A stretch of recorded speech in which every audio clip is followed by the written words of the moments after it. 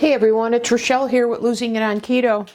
And in this video, I have another bake, but I'm taking the same approach that I have in the last few bakes, which is I've had this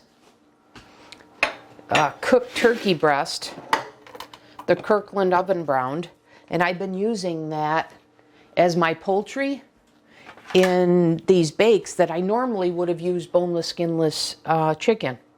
And I'm finding it as a fantastic replacement, convenient, great tasting, etc. So I'm going to put another one of these to use. And so what I have here is I have just a pound of turkey. And then I'm taking a similar approach as I did to the last one, but I'm counting this as 2 servings, so 8 ounces a serving of turkey. So what I have here is 167 grams of sour cream, and I'm using the Greek style reduced fat Odyssey. I've shown this before, so you get a little more protein, a little less fat.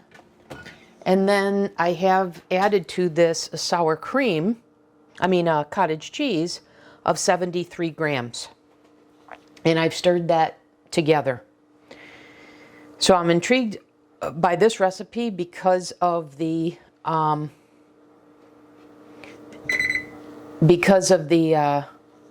know if this is preheating, because of the sour cream. I love sour cream, so to make this work PSMF friendly, for me is a good thing. So what I'm going to do is I was debating whether I should just paint this or put this over it. I think I'm just going to layer my turkey. I've sprayed the bottom of my baking dish with nonstick spray with some avocado oil spray. But I think I'm just going to layer this. So here's layer 1. And I'm just going to add some of this mixture on top, like so. And I'm going to do the next layer. And I did this again. I meant to add the spices to this mixture, and I forgot to do that. So I'll just sprinkle the spices on top. While I'm doing this, I will explain. The last one that I made called for eggs, and I swapped out 2, so it was 4 eggs, but I swapped out 2 of the eggs for 2 egg whites. And then it also called for 112 grams of a shredded cheese to create like a coating on the top. But when I had that, I was expecting, due to the eggs, both as a result of my lasagna that I make, my PSMF lasagna, as well as my carnivore waffles, I was expecting those eggs to bake to turn out like a solid, like a bread type texture. But that didn't happen.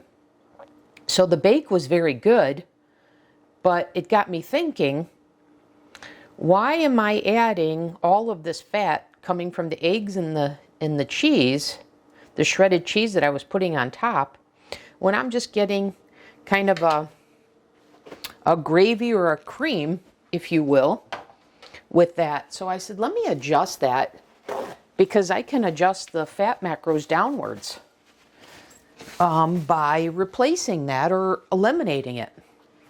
So I eliminated the eggs in this, because I didn't think they were adding anything to it. And that's one thing I'm going to put to the test here. But also, I cut out the cheese as well, and you'll see what the replacement I have for that is.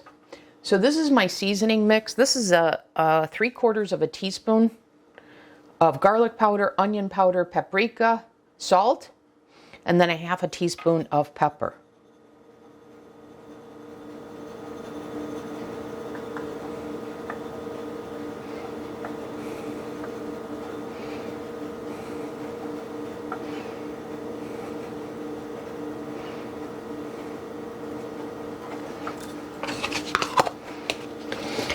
Now I swapped out the cheese. I'm going to use my breadcrumbs again.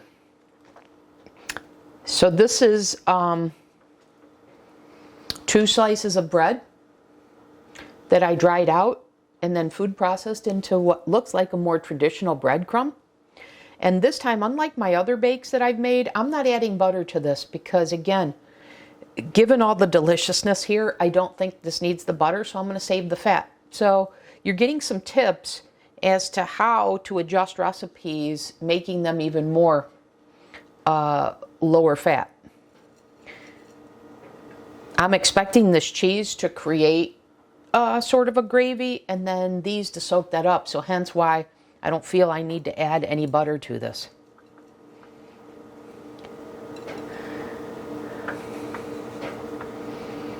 And by adding this versus cheese, I'm getting a crust on this that's, again, more PSMF friendly.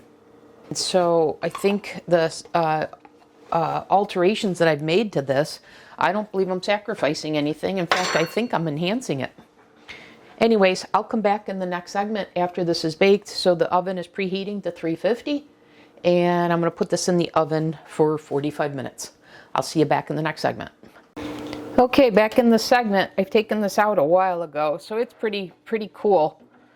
So again, I'm going to make this a half. I'm going to make this 2 servings, so I'm going to take half of this. And you see how those breadcrumbs browned up nicely.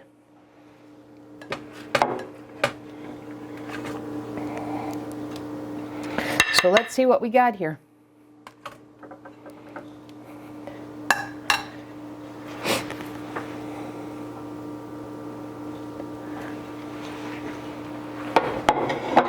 Now, compared to the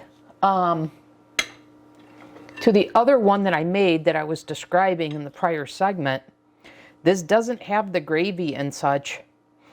And I don't know if that's taking out the egg and the cheese effect, or if it's the breadcrumbs absorbing it, or a combination thereof.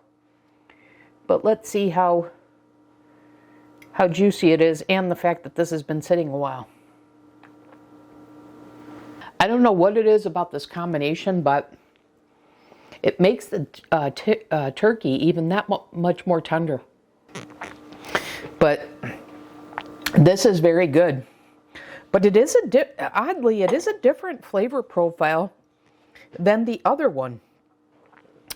I like both of them. That'll do it for this video. This is very good, and I'm really liking how I'm able to make use of the breadcrumbs, because like I said, these are like a more traditional breadcrumb. So I'm really enjoying these. It creates a nice crust. Okay guys, that'll do it for this video.